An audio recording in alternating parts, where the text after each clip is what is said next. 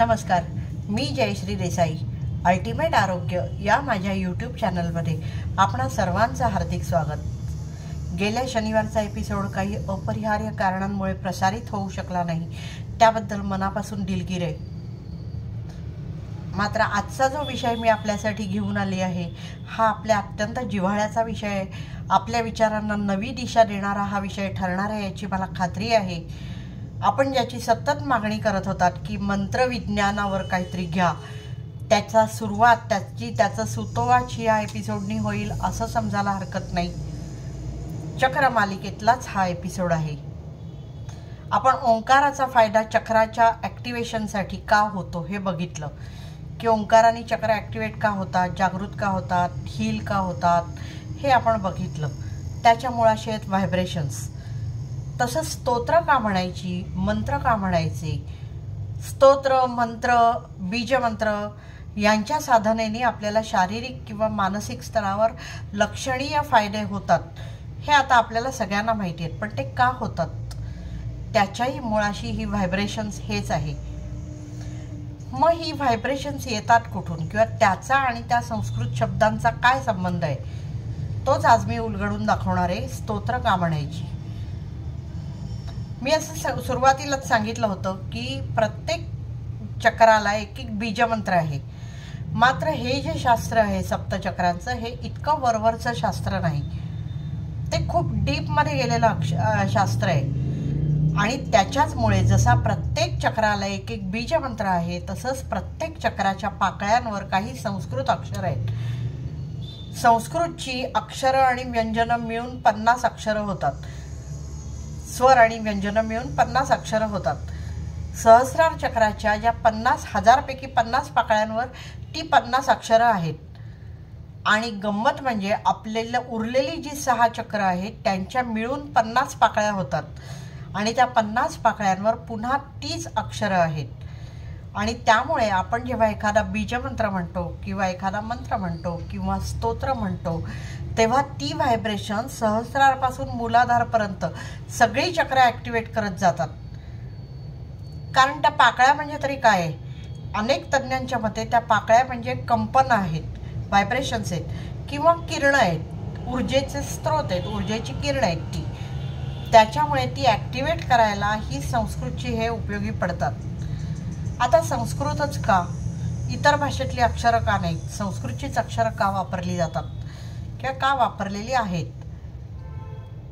मी जसजसा माझा अभ्यास वाढवत नेला आहे तसं माझ्या लक्षात एक आलेलं आहे की आपल्याला कितीही ही स्तोत्र मंत्र हे सगळं देवाशी जोडलेलं असलं ते कदाचित आपण करावं, देवाच्या भीतीने तरी आपण करू म्हणून ते केलेलं असेल.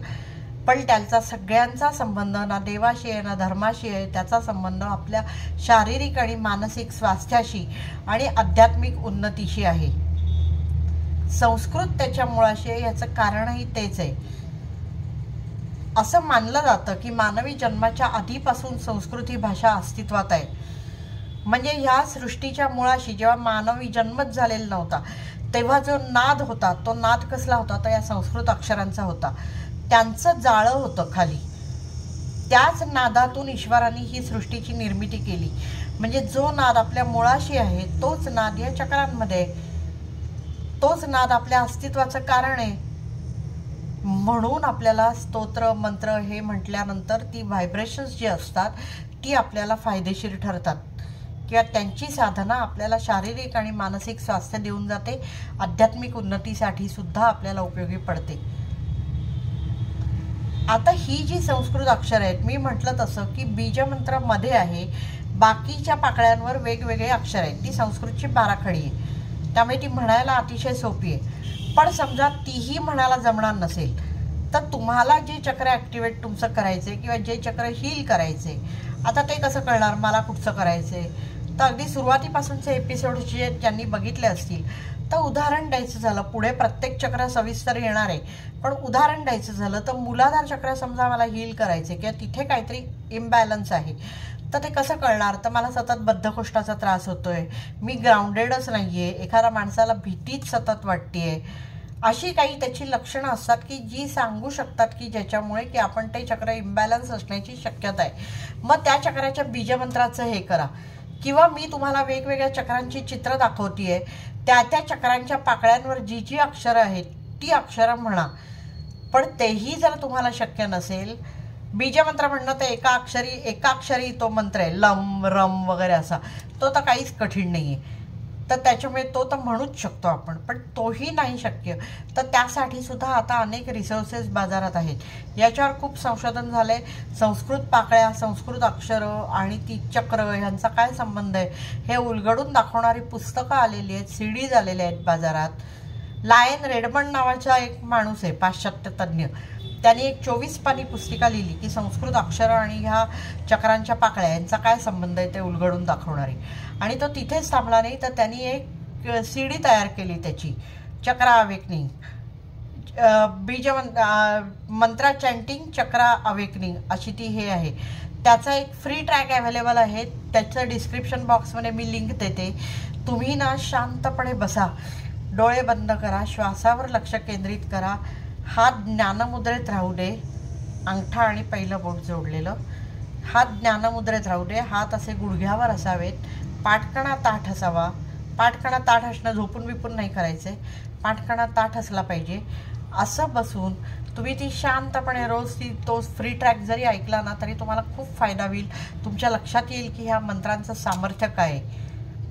ज्यांना स्तोत्र येतात त्यांनी तर स्तोत्र जी येतात ती सगळी अवश्य म्हणावीच। बीजमंत्र आपल्या आराध्य देवतेचा जो काय आहे तो म्हणावाच, त्यामुळे त्याचा त्यांना नक्की फायदा होईल। वसिष्ठांनी तर असं म्हटलंय वसिष्ठ संहितेमध्ये की कुंडलिनीची सुरुवात आणि शेवट अ आणि क्ष या अक्षरांनी होतो।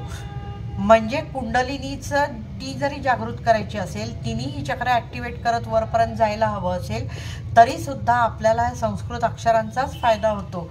आणि म्हणून आपल्याला ही स्तोत्र म्हणायची असतात किंवा मंत्र म्हणायचे असतात। मंत्रविज्ञानाचं मूळ जे आहे ते ह्या व्हायब्रेशन्समध्ये आहे, त्यामुळे आपण ते कराल। ही मी जो फ्री ट्रॅक देते तोही ऐकाल। वियान ह्युस्टन नावाचा एक अमेरिकन संस्कृत इन्स्टिट्यूटचा संस्थापक आहे, त्यांनीही असंच एक सीडी काढली, बाजारात आणली बीजमंत्राची, तर ती पण ॲमेझॉनवर उपलब्ध आहे, त्यामुळे ज्यांना हवं तर ते तीही घेऊ शकतात। तर त्याच्यामुळे हे तुम्ही नक्की करा, ह्याचा तुम्हाला नक्की फायदा होईल। आता आजची टिप, अनेकांना युरिक ॲसिड वाढल्याचा त्रास असतो आणि युरिक ॲसिड वाढलं की असह्य वेदना होतात, त्या कमी करण्यासाठीचा हा साधा सोपा उपाय आहे। तर आपण जसं चहाची पत्ती उकळतो, चहाची पानं जशी उकळतो, तसंच विड्याची पानं जर पाण्यात उकळून ते पाणी जर आपण प्यायलं तर वाढलेलं युरिक ॲसिड कमी व्हायला मदत होते। जर आपल्याला हा त्रास असेल तर आपण करून बघा, आपल्याला फायदा होईल। ही अशीच माहिती घेऊन मी दर शनिवारी आपल्या भेटीला येणार आहे, मात्र ती आपल्यापर्यंत पोचावी यासाठी आपण हे चॅनल लाईक, शेअर आणि सबस्क्राईब करणं गरजेचं आहे। ते आपण कराल अशी मला आशा आहे। करा अशी माझी तुम्हाला विनंती आहे। तूर्त इथेच थांबते। धन्यवाद।